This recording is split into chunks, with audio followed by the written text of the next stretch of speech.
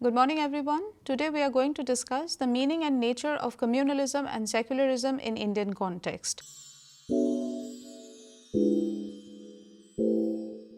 This unit would enable the students to understand the meaning and nature of communalism, communalism as practiced in India, the meaning and nature of secularism, and the variant of secularism in Indian context.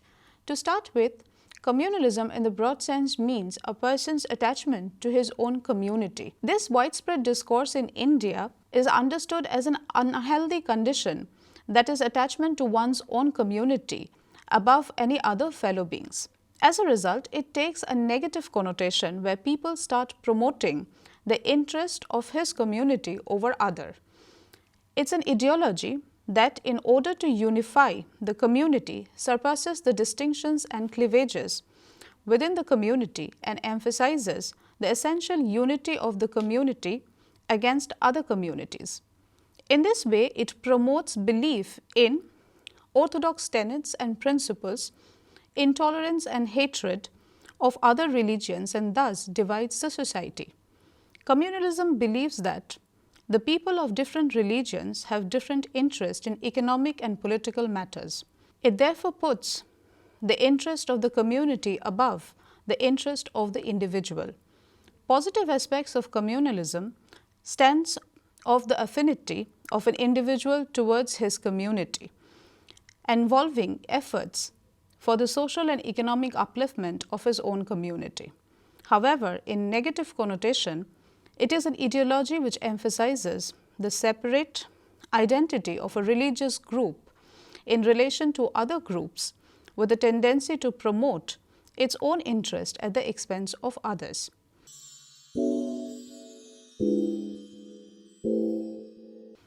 Now, to begin with, the meaning and nature of communalism in Indian context. The term communalism was first used by British colonizers to describe the situation in colonies like India and Malaysia, where various religious identities existed alongside each other. The colonial use of the term gave it a negative connotation of intolerance, divisiveness, and parochialism, thus helping to justify the colonizers' civilizing mission. The meaning of the term communalism itself is replete with the different interpretational problems. Social science literature in the international context attributes a positive meaning to communalism. In India, this term, however, has been used to denote a negative phenomena. There has been a trend which generalizes the global meaning to understand communalism as it exists in India. For example, communalism has been defined in relation to the community, which means a common identity accompanied by common culture, history, interest, and these characteristic features have been seen to have their basis in religion. This understanding to analyze the phenomena of communalism has presented certain distortions. The erroneous conception of community as a religious, caste, and other ascriptive group focused thinking is based on incorrect lines. The other trend has been to understand communalism in relation to competing religious group identities. In this, communalism is to believe and propagate that the social, economic, and political interest of one community or religious, caste, or ascriptive group is dissimilar, divergent, and antagonistic to those of others. This faulty notion of the concept projects a negative image of a genuinely religious man who is non-communal. In other words, communalism highlights only those aspects of religion which are hostile rather than those that are humanist and universal. In this sense, religion is only an instrumental cause in the growth of communalism. Another problem with the concept of communalism is that the way it is written about. The character of the writings on the subject often ends up distorting its meaning. These writings are, for the most part, the product of a peculiar historical context and specific circumstances. For instance, theorizing on the subject of communalism is a pre-1947 period was mainly one between nationalism and communalism. It was brought that since communalism was a pre-capitalist notion and a remnant of colonization, it would erode after freedom from the British and with the initiation of the process of modernization and development of science and technology. Communalism in its existing form and magnitude is thus a typical phenomena experienced only in the former colonies of the British Empire. However, it would be unjust to squarely accuse the British for the rise of communalism in India. Communalism appeared due to the social conditions prevailing in India. The Britishers just used it to preserve and consolidate their rule. There existed a reservoir of mistrust and suspicion among the members of different communities, which were exploited by the British colonialist. And this practice has continued ever since, even after India's independence. The nationalist discourse on communalism tends to differ. According to them, communalism was a weak force when the struggle of the national freedom attained its peak. Therefore, communalism is an outcome of the failure to indoctrinate national consciousness in independent India. In other words, it is the development of a disproportionately high loyalty to one's caste, tribe, religion, or any other group as against the normal requirement of prime loyalty to the nation. This overemphasis on nationalism as an ideology or as an ideological antidote to communalism, however, may result in the suppression of the urges of various subcommunities and subnationalities in a caste-ridden country like India. Communalism is a product of the failure to resolve social problems in a secular and democratic way.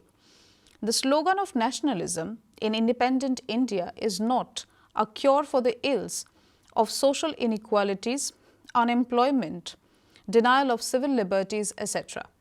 The most influential argument on communalism has maintained that it is essentially an ideology. The different meanings and the complexity of understanding this cluster concept have been left aside in favor of a trouble-free understanding of an ideology or an ideological set of beliefs, which in this case falsely represents the interest of a social group. Here, religion as such, even religious ideology, has little or nothing to do with communalism.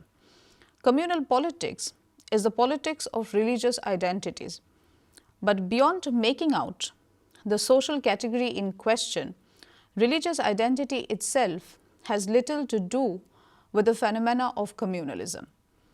In conditions of scarcity, communalism can be seen as one of the instruments of ruling class politics to blur the real contradictions. It divides or drives the life force from the conflict inherent in the contradictions of the specific form of capitalist development. It also manipulates the interest, mistrust and suspicion prevalent among various groups, religious and caste identities.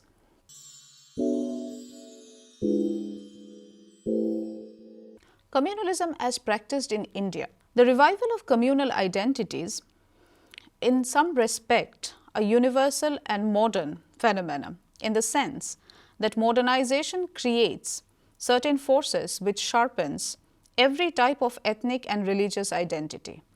For modernization creates means such as education, expansion of media, politicization, economic and technological development, which creates a sense of self-awareness among the people. As people become aware, they first become aware of their own and immediate community to which they belong. There is another more important reason for emphasizing the modernity of communalism. In the era of modern mass politics, religious-based or influence politics has a power and strength that is quantitatively greater and more dangerous than any equivalent politics of a pre-modern era.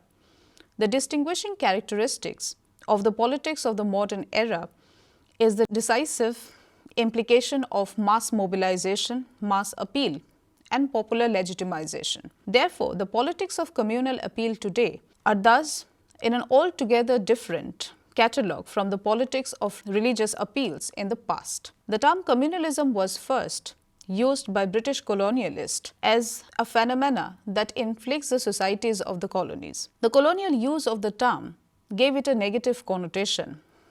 It also is a way of understanding the Indian history as the colonialist viewed it.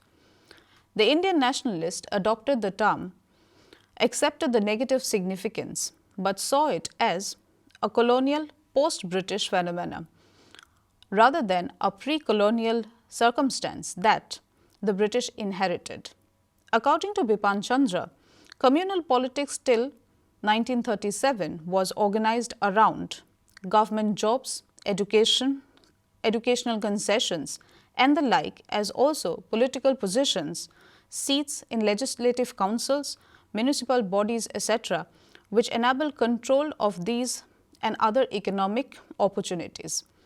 According to him, communalism developed as a weapon of the economically and politically reactionary social classes and political forces. Communal leaders and parties were in general allied with these classes and forces. The vested interest deliberately encouraged communalism because of its capacity to distort and divert popular struggle to prevent the masses from understanding the real issues. The British government used communalism to counter and weaken the growing national movement and the wedding of the Indian people into a nation. They favored one community against the other in services and promotions. The British policy of separate electorate was another factor. Therefore, communalism as a political ideology or philosophy has its root in the religious and cultural diversity of India.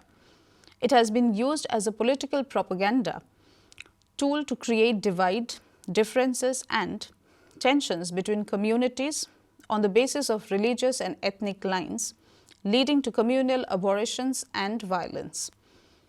According to Achin Vinayak, communal is a process involving competitive desecularization, which along with non-religious factors helps to harden the divisions between different religious communities and increase tension between them.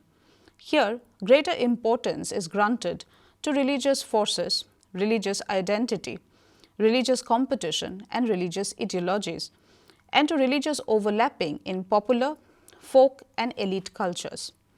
However, the development of a strong collective religious identity among Hindus, Sikhs, Muslims and Christians is not a sufficient condition for the growth of communalism, but it is nonetheless a necessary one.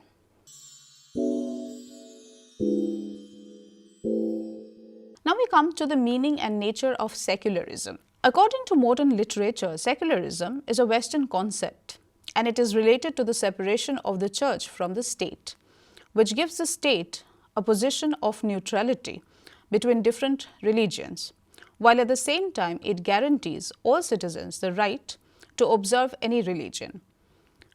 Holyoake have been regarded as the originator of the concept of secularism because of his important works such as Principles of Secularism and the Origin and Nature of Secularism. The secular state, as defined scientifically, means a state which recognizes every citizen as equal and does not recognize any social and religious stratification for any political benefit.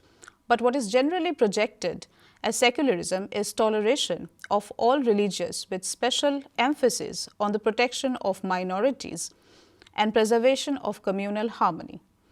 However, in the words of Rizvi, the essence of secularism rests on two basic principles: separation of religion from politics, acceptance of religion as purely and strictly private affair of individual having nothing to do with the state.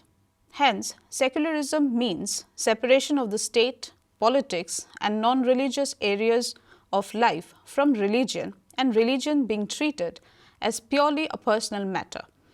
So when India is said to be a secular state, it only means that the state will not identify itself with any particular religion, faith, and that no person shall suffer any disability or discrimination on the basis of religion.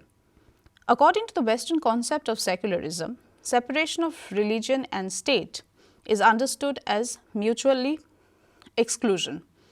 The state will not mediate in the affairs of the religion, and in the same manner, religion will not interfere in the affairs of the state. Each has a separate domain of its own with independent jurisdiction.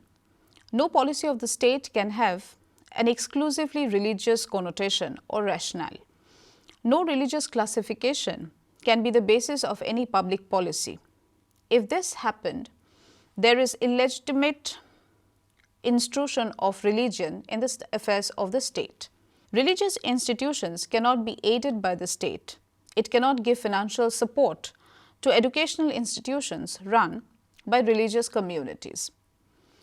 Nor can it hinder the activities of religious communities as long as they are within the broad limits set by the law of the land. For example, if a religious institution prohibits a woman from becoming a priest, then the state can do little about it. This is because religion is a private affair, not matter of state policy or law. Finally, this form of mainstream secularism has no place for the idea of state-sponsored religious reforms. This feature followed directly from its understanding that the separation of the state from church or religious entails a relationship of mutual exclusion.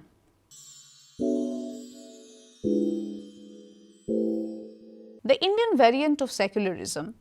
In India, multiculturalism has a different and strange name.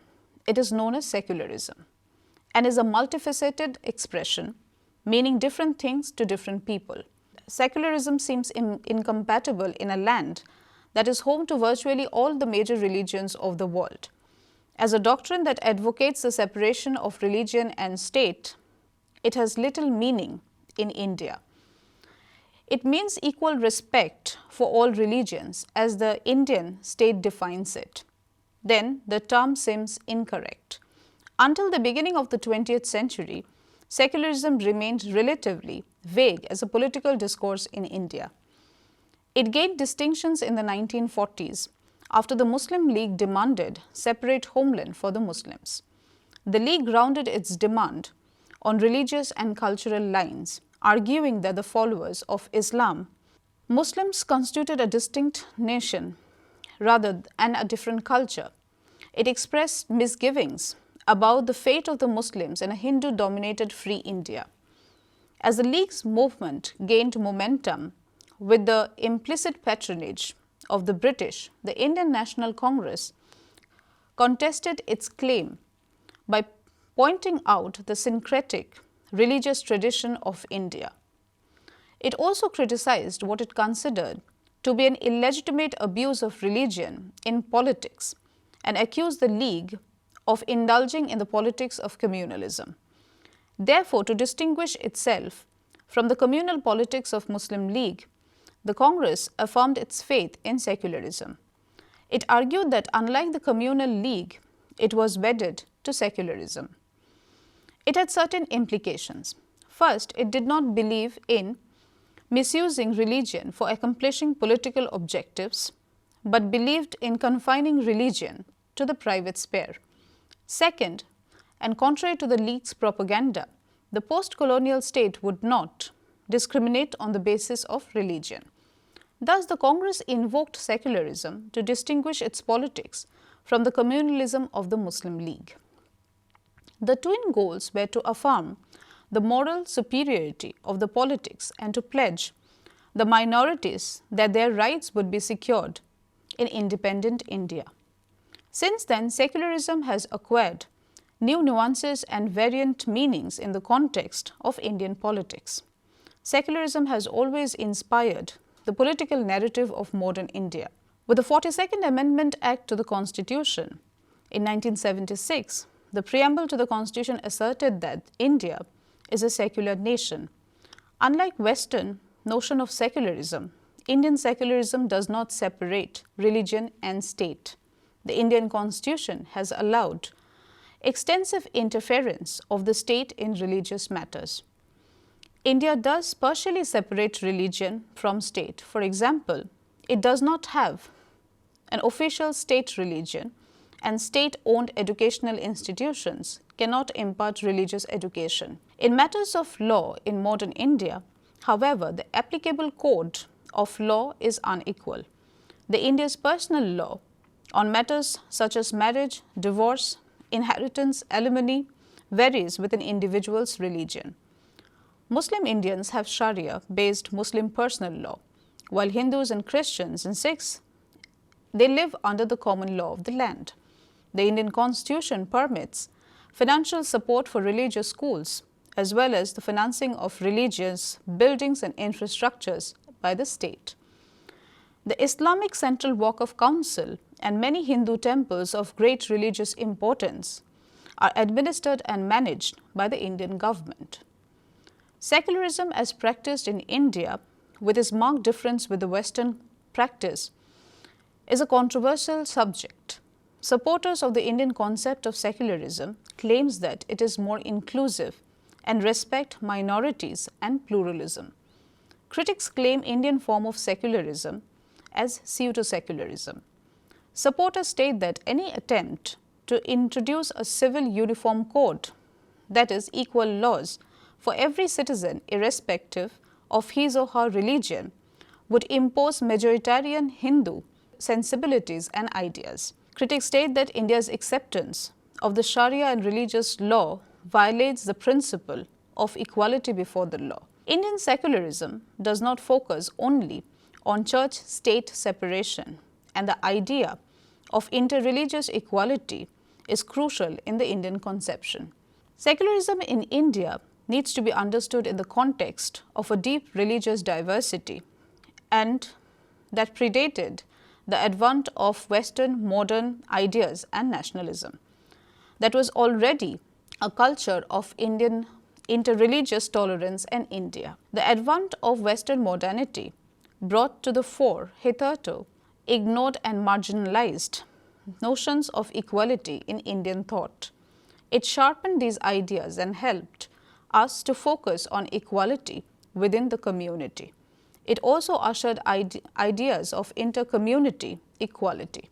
Thus, Indian secularism took on a distinct form as a result of an interaction between what already existed in the society and that had religious diversity and the idea that came from the West. It resulted in equal focus on interreligions and interreligious distortions and dominations. The secular character of the Indian state is established by virtue of the fact that it is rather theoretic, nor has it established any one or multiple religions. Beyond that, it has adopted a very sophisticated policy in pursuit of religious equality.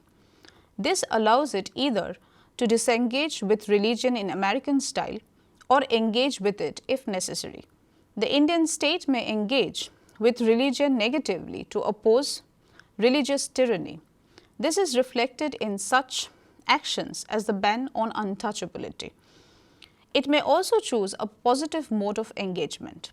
Thus, the Indian Constitution grants all religious minorities the right to establish and maintain their own educational institutions, which may receive assistance from the state itself. Thus, Indian secularism allows for the principled state intervention in all religions.